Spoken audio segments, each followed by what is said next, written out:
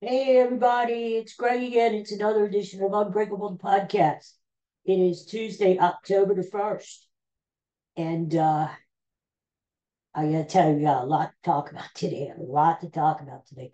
Big debate coming up tonight, huh? Huh? That's going to be very interesting. I think what they should do is when they first, when they first come out, first of all, will they shake hands? I think they will. But what they should do is have Governor Walz at a podium and J.D. Vance on a couch. I'm just saying, just put him on a couch, and that's going to ruin his night right there. He'll be occupied. All right, so anyway, October the 1st. I love October. This is what I really feel that fall starts to kick in. You got the chilly days now where you start to wear the hoodies and the sweaters and the sweatshirts. And you got the really chilly nights when it's nice to sleep. You open your window a crack there, and all that humidity's gone. Although we have the remnants of that uh, Helene, and it's terrible for those people down south. We were lucky up here. But it's still like the clouds are still here. The clouds are still hanging on, and it's sort of a mugginess in the air, too. Tomorrow, Thursday or so, supposed to all go away. We're going to clear out sunshine. It's going to be a terrific weekend. All right, before we start to talk, there he is, my friend and yours, Bud, the patron saint of this fine podcast. There he is. Look at the teeth on him, and look at the scarf, all doggy bones and stuff there.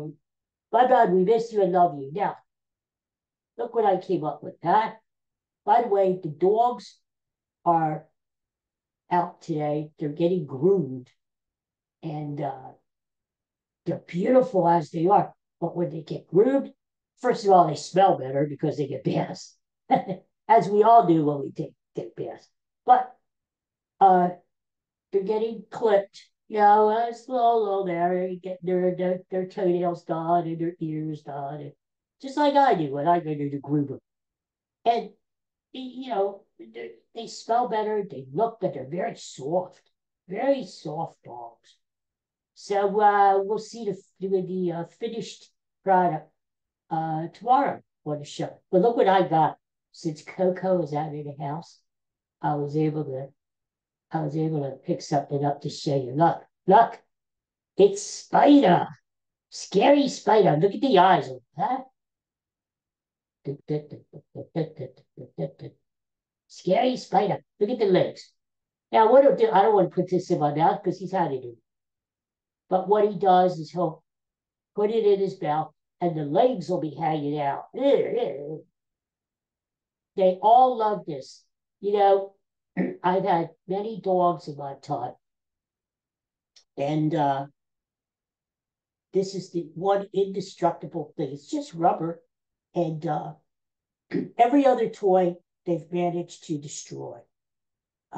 Louie, my old dog Louie, Bud, Katie, now Coco. They've all destroyed like their stuffed animal toys stuff. But this guy, Scary Spider, they can't destroy him. The legs don't come on. They can stretch them, but they can't pull them off. They try to eat the eyes. They can't poke the eyes out there.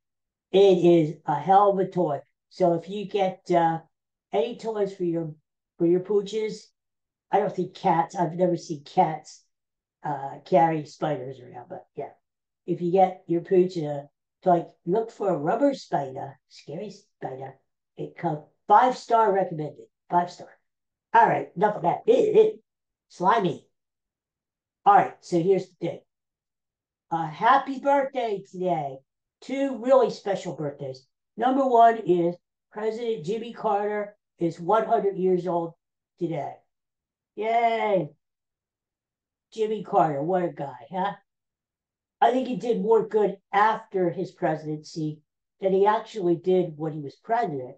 I don't think he was a bad president. I was alive when he was president. I remember those times in the 70s they used to kid him a lot because he had this brother named Billy who used to drink a lot of beer. In fact, I think in the 70s there was actually a beer called Billy Beer, and I, and then his mother Lillian, she lived at the White House with them, and she would also get a lot of attention, so to speak. You never knew what Lillian was going to say, and it was kind of fun having him in the White House, you know. Rosalind and Jimmy, and he was a peanut farmer at one time, and he rose the ranks and he was a senator, and then he became governor, and then he became the president. So uh, Jimmy Carter was a real success story, you know, and a common man guy. And excuse me, like I said, his presidency, yeah, so. Uh, you know, I mean, it was like gas prices were like skyrocketing when he was president, like 49 cents a gallon. You know, what we wouldn't do for that now, huh? But there was all kinds of trouble in the Middle East. Yeah, remember that famous picture, that famous scene with Carter in the middle, with the two guys there shaking hands, all yeah, with their hands wrapped around each other and everything. And but you know, the Iranians were a pain in the ass. Let's face it. And you know, the Ayatollah didn't like us, and so they would jack up the gas prices, and that was really bad on President Carter. And what really hurt was those when the hostages were held, and you know, Nightline. That's when Nightline started, because they had special shows after your local news at 11 o'clock to talk about the Iranian hostage crisis every night. Well, people like that, and that's how Nightline with Ted Koppel. That was a regular show. That's how it started. But that was so intense those times back then. Russia got involved, and you know that's and so intense that's you know, and then Ronald Reagan, that's who he ran on. Well, when I get in, I'll show I ran. I'm on. So what happened was the uh, the moment that Reagan won the election, the moment that he won, the Iranians released the hostages. They didn't want to deal with Reagan. So poor Jimmy Carter, they really screwed him right till the end. Right till the end. You know, but I'll tell you what, he did a lot of good after he was president. Habitat for Humanity. How many homes he built for people. And he literally did. I mean, he was there with the hammer and the nails. And he was traveling and writing books and lecturing and stuff. A man of God.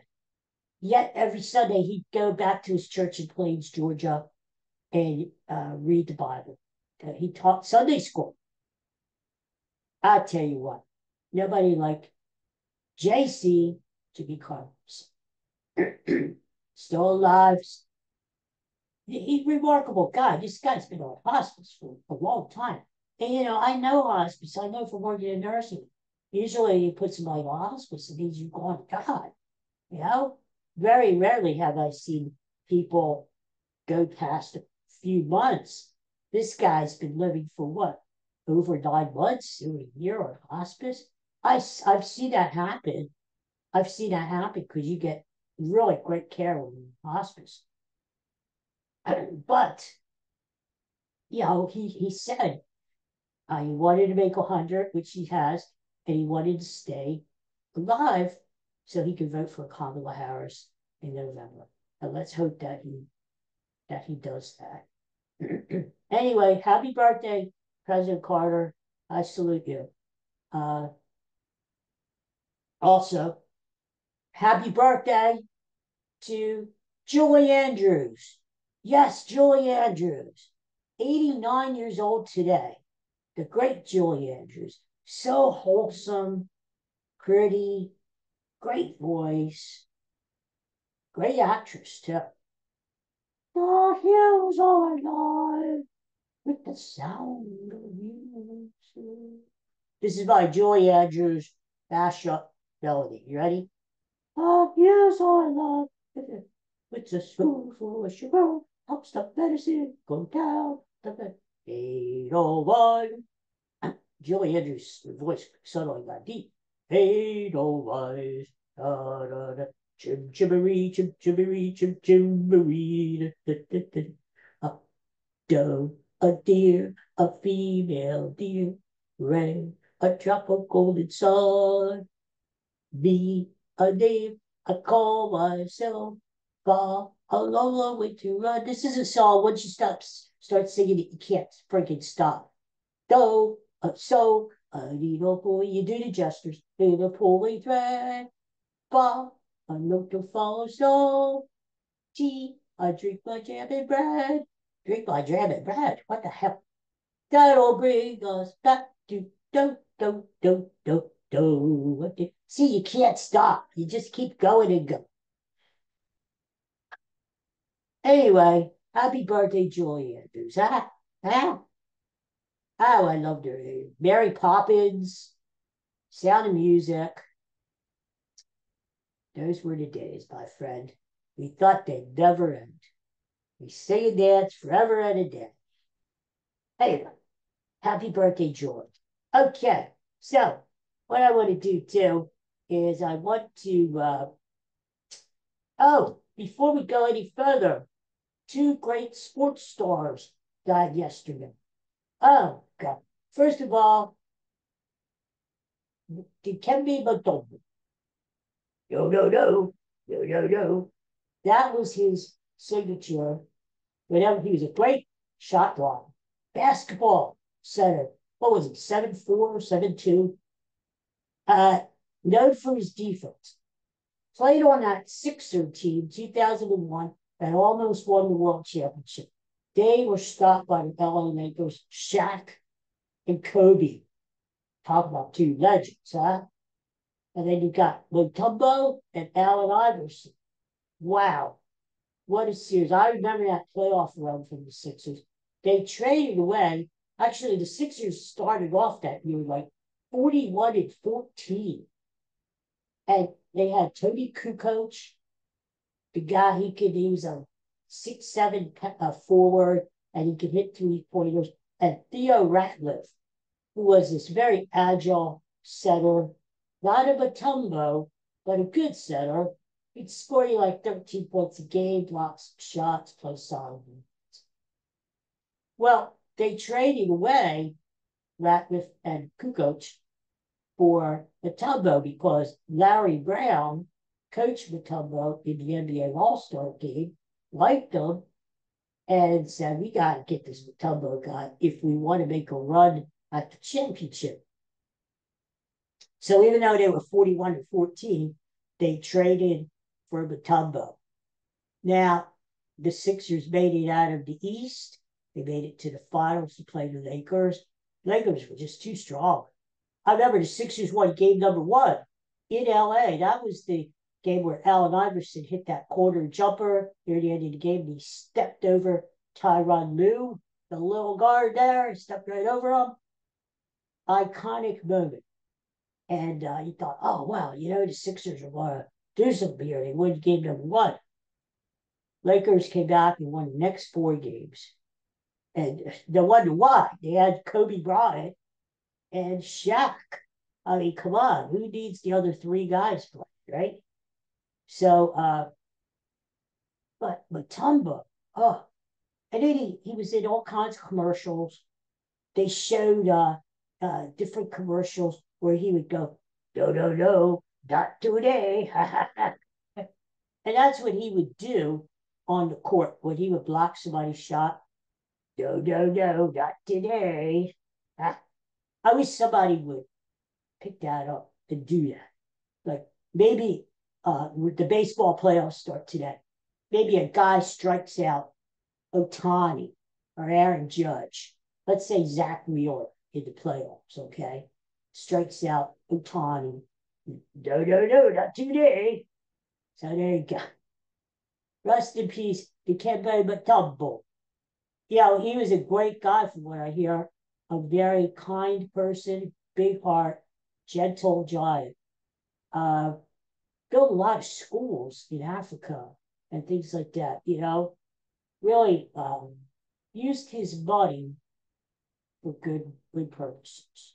Didn't piss it all away on liquor and alcohols. He used it, God bless, for good things. And then the other side of the coin, Peter Edward Rose. Well, rest in peace, Pete Rose.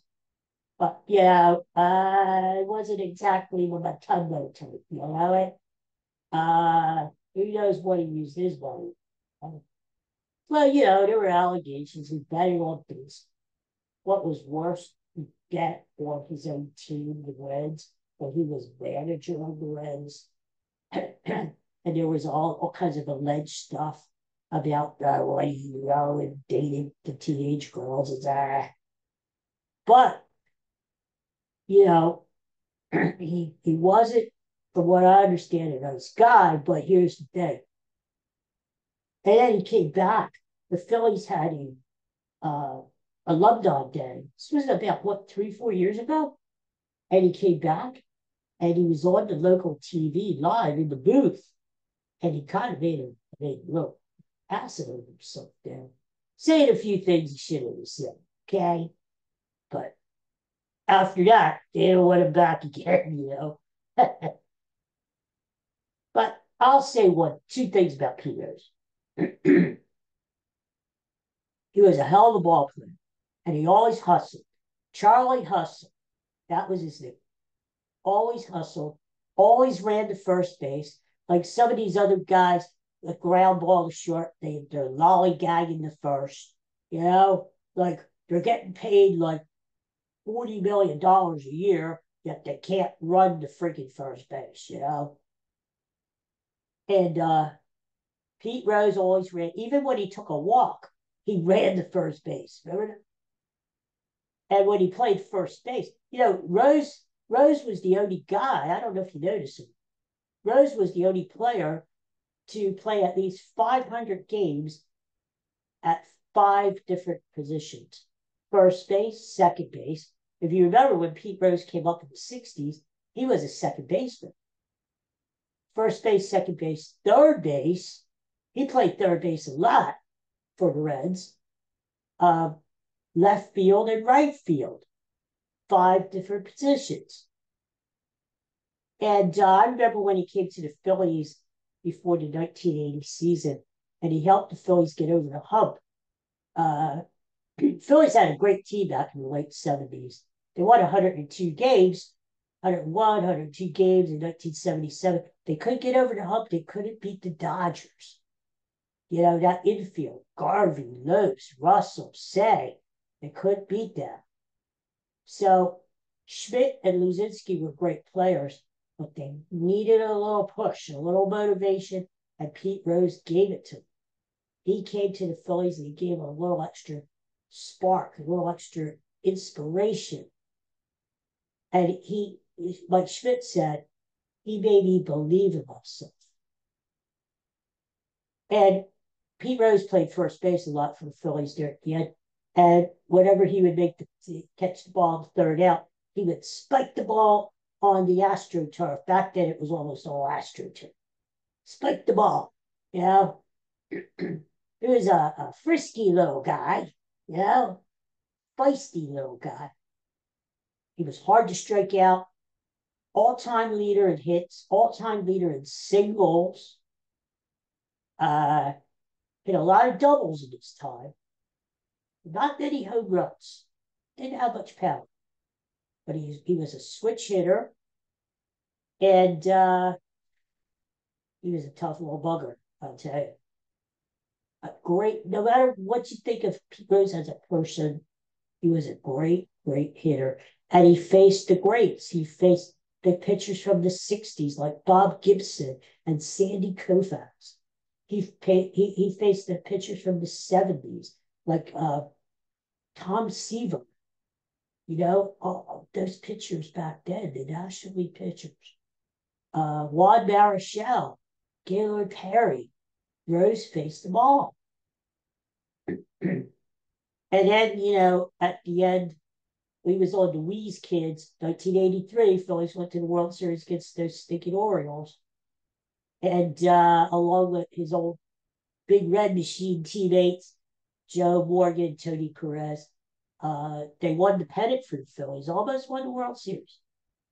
And then Rose eventually played for the Montreal Expos and then finished his career back with the Cincinnati. Great player. What can I say? Great player. And I got to tell you, I actually met Pete Rose one time. This was around 1980.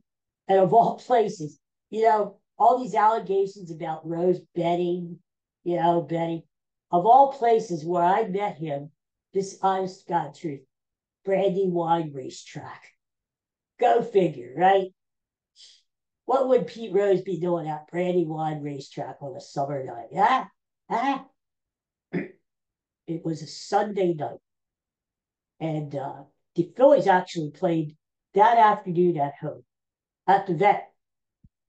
And I'm there with my Uncle Henry. We would go a lot to Brandywine. We'd sit out there. It's a beautiful summer night. The geese are flying over the pond. And the horses, the harness racing. The horses are going around the track. And it's beautiful out in the not up in the grandstand, but out in the outside there, in front of the track. So, me and my uncle, we used to go a lot, look at the program there. We were only $2 bettors. It's all we could afford, but it was fun. And so, guess what? My uncle was up. I was downstairs. My uncle was upstairs, listening to the Dukes. And he said, guess who's here? And I said, look, Pete Rose. Pete Rose. I saw him in the box upstairs. He's upstairs. And I go, the Pete Rose? Who else? So anyway, so my uncle, he went up the Rose. My uncle had he good guy, a fun guy. And he didn't care. He didn't care. He went up the Rose. He said, this is what we're going to do. I'm going to put you near the door on our way out.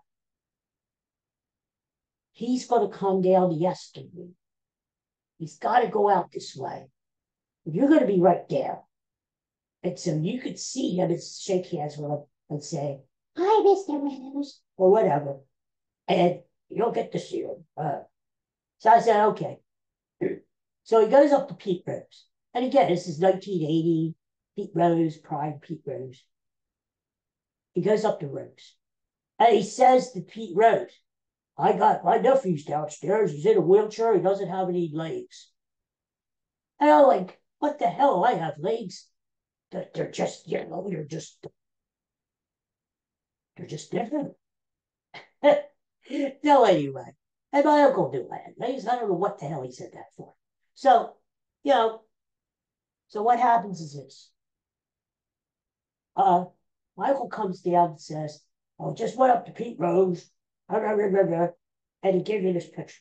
So it was a picture of Rose in Phillies uniform, and it was pre-signed already. It was pre-signed. Pete Rose, but he added to Greg, best wishes, Pete Rose, on the top. To Greg. So I said, well, that was nice. So the races are over. My positions me near the door, and goes upstairs. Wait about 5-10 minutes. I'm there, him and my. I'm thinking about all the money. Here on the escalator comes Pete Rose himself down the escalator, and who's not behind him but my uncle. And my Uncle Henry's there, big grin on his face, behind Pete Rose, like, wow, this is hot. I'm hot shit. Behind Pete. So Pete Rose comes down, gets off the elevator, comes up to me on his way out the door, says, "Did you get that signed picture I gave you there?" And I said, "Yes, Mr. Leonard, thank you very much." "No problem, buddy." And he goes and he tosses one of his same hand that had all those hits and all those singles. Think about it. Same hand. Toss them up. Mikey. So that was it. And you know what? Maybe tomorrow I will get that. Maybe tomorrow I'll get that photo and I'll show it to you. Huh? While Pete Rose's death is still fresh in me. Just see. So anyway, that's my Pete Rose. He was kind to me. What could I say? You know, if he was a degenerate gambler, if he was a degenerate person, that's not my business. He was kind to me. That's all I got to say. So, God bless you, Pete Rose, wherever you are. Well, rest in peace, buddy. And if you were here, I'd tussle your head too. All right, whatever. So what else? One more thing before I go. Yes, Justin, what was that song? Just a bit before I go, a lesson to be learned. The travelers at the speed of sound, it's easy to get burned. Burned. Oh yeah, that was Crosby, Stills, Nash and Young. That's right. See, the old ticker's still working. Tick, right. I can't remember what I had to eat for breakfast, but I can remember that shit. All right, here you go. The playoffs start today. Major League Baseball. I think these are going to be good, fun playoffs too.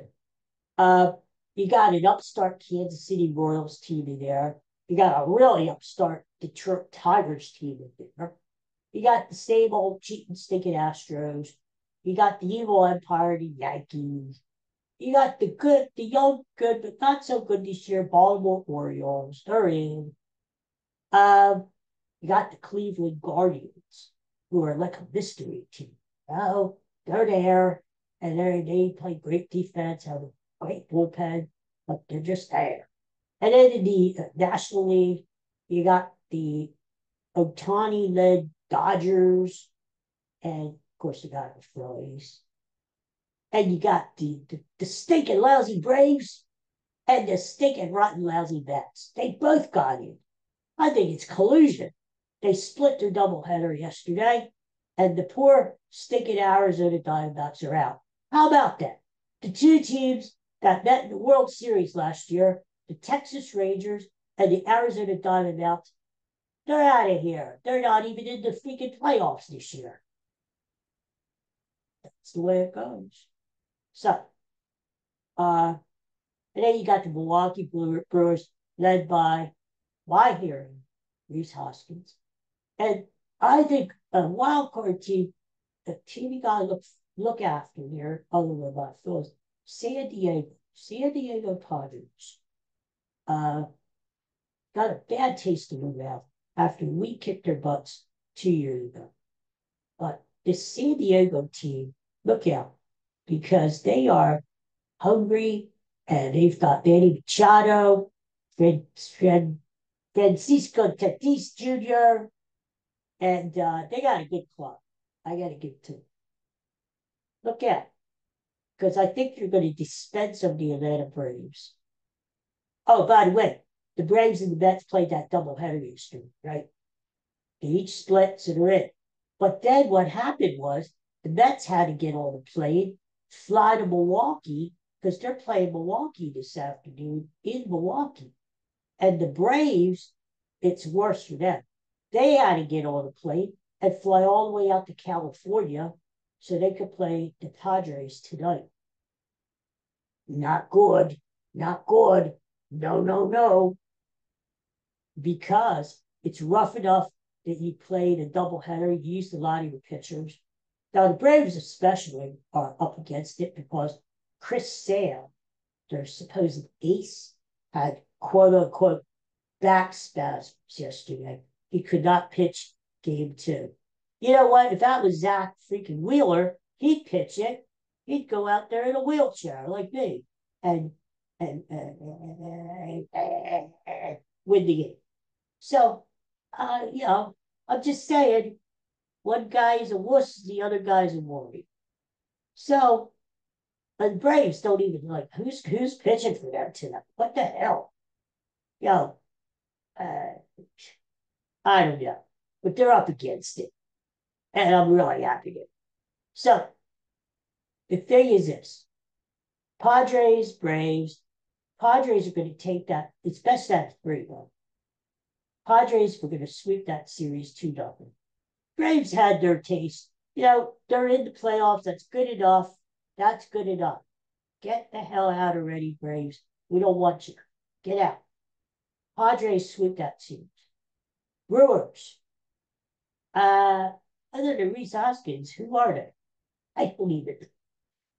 But, the Mets, I'd be leery of the Mets because they've been hot lately, and I like a hot team going into the playoffs, no matter what sport. I still think the Brewers will take at least 2 out of 3 in that series and move on.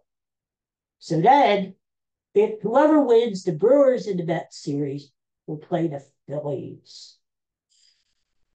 Starting Saturday at Citizens Bank. Now, that would be a hell of a thing if the Mets came in. Can you imagine Mets, Phillies, New York, Philadelphia in the playoffs? Crikey. I mean, we're at each other's throats as it is. I think it's going to be Phillies Brewers, which means Rhys Hoskins comes home to screw his team. I mean, it could happen, right? I don't think it will. I still think the Phillies are going to get to the division championship. Right? You never know. Speaking of which, I was eliminated. Yes, they have this lottery system now. You can't just buy tickets because that's the price of fame. Phillies get good. You can't get, unless you're a season ticket holder, which I'm not, because I can't afford it. Unless you get good, when you get good, all of a sudden you can't just go and buy playoff tickets. You have to be picked in lottery. No can do. No can do. Daddy was not picked. So looks like Daddy's going to sit his ass home for his first playoff series.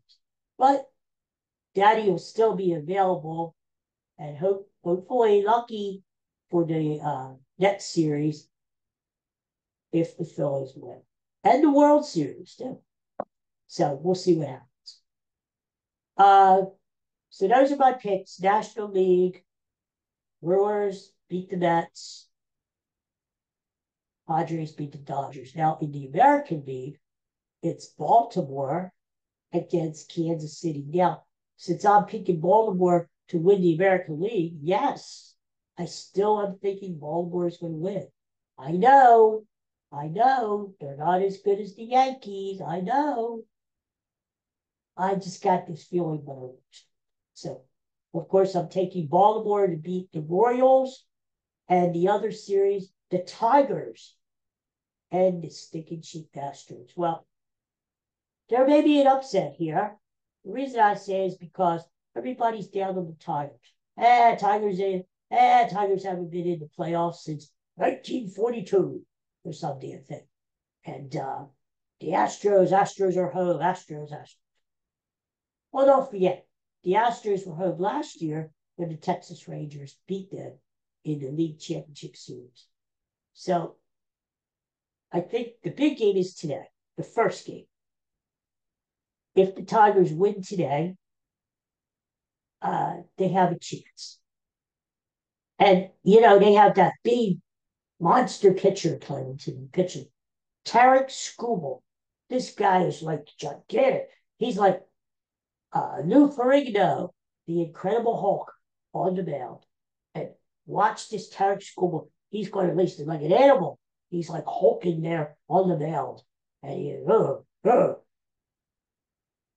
if Tarek Skubal is on his game and handles the Astros, look out below. Because I think the Tigers have a real shot to win this series. I'm just saying. I'm just saying. Listen to Daddy. So anyway, but realistically, you gotta think the Oscars are gonna win. But no, you know what? I'm not a mamby-pamby guy. I'm not like some of these guys. No. I'll make the call right now. Tigers are gonna upset the Astros. Tigers are gonna move there. I said it, and don't regret it. Okay, well, and we'll talk about the next series when we get to it. Meanwhile, final thing, I'm trying to get over this Eagles loss on Sunday, terrible, terrible loss to Tampa Bay. But as you can see, I'm still here. I haven't thrown myself off the bridge. I'm still here. Only one game, and I'm here. So, Eagles, got to get their act together, and I think they will. They should have A.J. Brown back for the Cleveland game in 2 weeks. They should have Devontae Smith back. There's two of their weapons. I think they've got to get off to a better start. They at least got to score a freaking point in the first quarter. And I think they will. Cleveland is no great chicks. They're 1-3. They're awful. You got this Deshaun Watson who used to quarterback. Oh, I don't want to run the ball. I just want to. He's nothing. The Browns were stupid idiots for giving him that big contract and all that money. And, they traded away a lot of draft picks to Denver for Watson. So, stupid mistake. But that's the Cleveland Browns. That's who they are. Now, will they come into Philadelphia in 2 weeks and beat the Eagles? It's possible. Because, the Eagles are no bowl of cherries either right now, But I'm hoping for the best because that's the only game I'm going to be at this year, only Eagle game. And as I said yesterday, if the boys are a little lax there, I guess I'm going to have to go down to the locker room and kick some butt before the game. I don't care if these guys are 6'7", 300 pounds and hulking over me. I don't care if they can pick me up with one hand and throw me down and break every bone in my body. I don't care. They need their ass kicked, they're going to get their ass kicked. That's the way I roll. Get it? Roll. Wheelchair. Get it? All right, anyway. So, well, thanks for watching. Thanks for tuning in. I enjoyed the baseball today. I know I will. I'm going to be watching the playoffs. And enjoyed the debate tonight. Huh? And like I said, get out there, put a nice, comfy sofa, nice couch out there for JD Vance to lay on or whatever. And already you're in his mind. And the thing is, maybe start talking about cats and dogs right away, Maybe the first question I would have for JD Vance is, did you ever watch Lassie when you were a kid? Did you ever think about eating Lassie? Huh? What about Garfield? You ever think about eating Garfield? What the hell? Why are you making up these stupid stories about people eating their pets? You know what? Even if I was, okay, I wouldn't cook up a kitty. What the hell? What the hell is that? Don't get me started, okay? Don't get me started. All right, everybody. Have a great day. Peace and love. Thanks for watching. Thanks for listening. And I'll be back tomorrow. We'll have a post-debate wrap-up. We'll talk about the baseball playoffs. And who else? Who knows what else? Happy birthday, Jimmy Carter. Happy birthday, Joy Andrews. Chim, chimmery, chim, chimmery, chim, chim. Okay, that's it. We're done. I'm done. Wait a minute. How the hell do I get it? How the hell do I get it? Here I am. Okay. Yeah, I've been doing about 400. What am I up to? 405 of these shows. And I still don't know how to sing them. I mean, duh. I forget.